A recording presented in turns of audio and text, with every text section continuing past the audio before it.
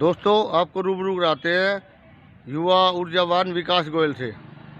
के बारे में बताइए, क्या चल रहा है, क्या हुआ क्या नहीं हुआ। संस्था पे जो 31 जुलाई को प्रशासक बैठ गया था, उसके अगेंस्ट हम हाई कोर्ट में गए और हाई कोर्ट ने हमारे हक में फ़ैसला दिया और ये पूरे अग्रवाल समाज की जीत है। और जो हमने 3 साल विकास कार्य करे, ये उसकी जीत है। पूरे समाज ने मेरे पे विश्वास जताकर प्रधान बनाया, उनके विश्वास की भी जीत है। और आगे भी हम यही है, एक यूँ समझ लो कि ये एक इतिहास में पहली बार हुआ है कि प्रशासक बैठ के 2 महीने में माननीय हाई कोर्ट ने और संस्था के हित में फैसला दिया। उसको आप पूरे समाज को मैं बधाई भी देता हूँ और माननीय हाई कोर्ट का धन्यवाद भी करता हूँ कि जो ऐसे फैसले हैं ये एक सदी में एक आधी बार ही आते हैं। ये जर्नल रूटीन का फैसला नहीं था, क्योंकि सरकार ने तो हमारे पे प्रशासक लगा ही दिया था, लेकिन सरकार ने ही एक्सटेंशन दी थी। ये तो किसी कारण तो मैं नहीं जानता क्या कारण था, एक ज़बरदस्ती हमारे पे प्रशासक थोपा गया था, जिससे माननीय हाई कोर्ट ने हमें इसकी छूट दे दी। और अब हम जितने 3 साल में विकास कार्य कर रहे हैं उसको आगे बढ़ाते हुए इलेक्शन की तरफ बढ़ रहे हैं। शीघ्र अतिशीघ्र सरकार से परमिशन लेकर और हम चुनाव कराएंगे।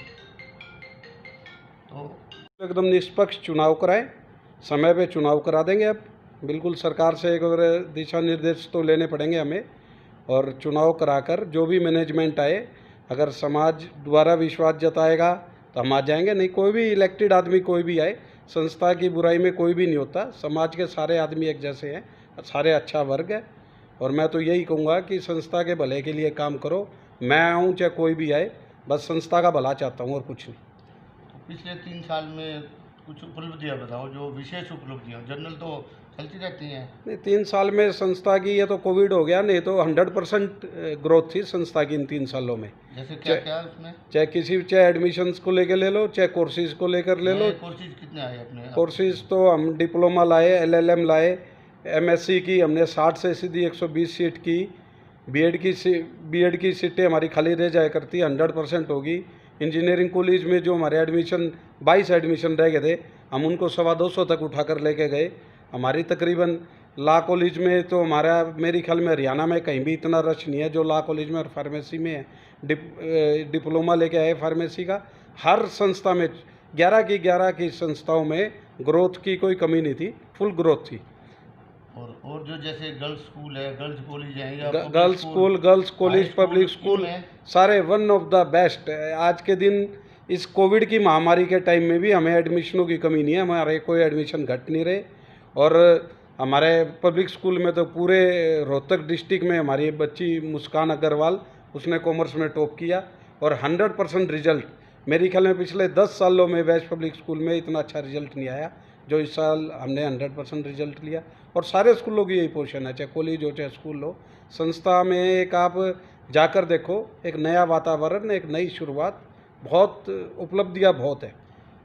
अगर समाज आपको अगले टर्म में जिता देता है तो फिर आपकी क्या इच्छा है, क्या क्या करना चाहते हैं? मेरी तो खाली यही है कि संस्था का विकास ना रुके, संस्था में दिन दुगनी रात चौगनी तरक्की हो, नए नए कोर्सेज लाए, चाहे वो नर्सिंग हो, चाहे मेरा तो 100 बेड का अस्पताल भी एक संस्था के माध्यम से बनाने का, समाज को समर्पित करने का मन है।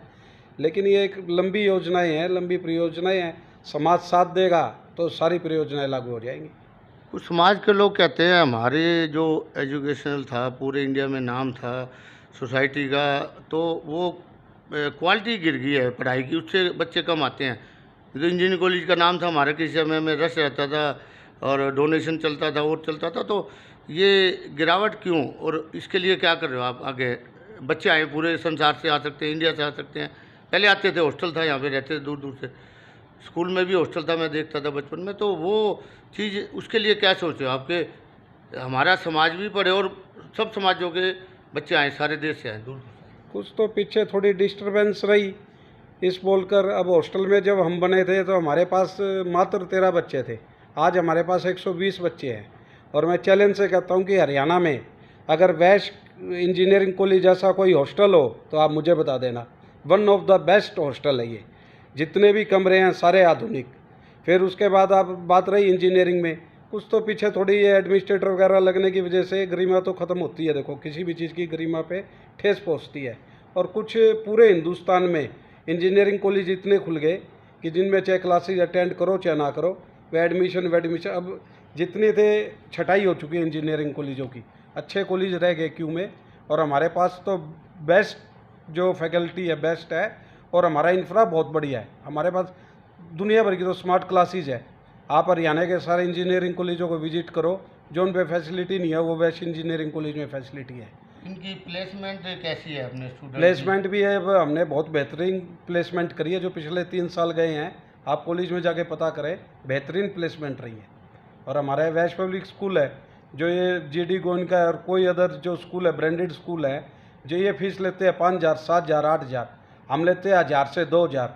और मैं गारंटेड कहता हूँ ऐसा इंफ्रा ऐसी एजुकेशन किसी भी स्कूल में नहीं है जो वेस्ट पब्लिक स्कूल में है।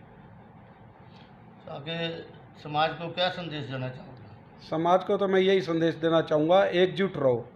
हमें ना मतभेद करना चाहिए ना मनभेद करना चाहिए। एक ये हमारी पूर्वजों की ये संस्था है, इसको हमने बिल्कुल अपने खून पसीने से सींचना चाहिए। कोई ग्रुपिज्म ही नहीं, कुछ भी नहीं। जो आदमी चुनकर आए उसका कंधे से कंधा मिलाकर साथ दो, कि इसमें पढ़ने वाले भी बच्चे हमारे हैं और पढ़ाने वाले बच्चे भी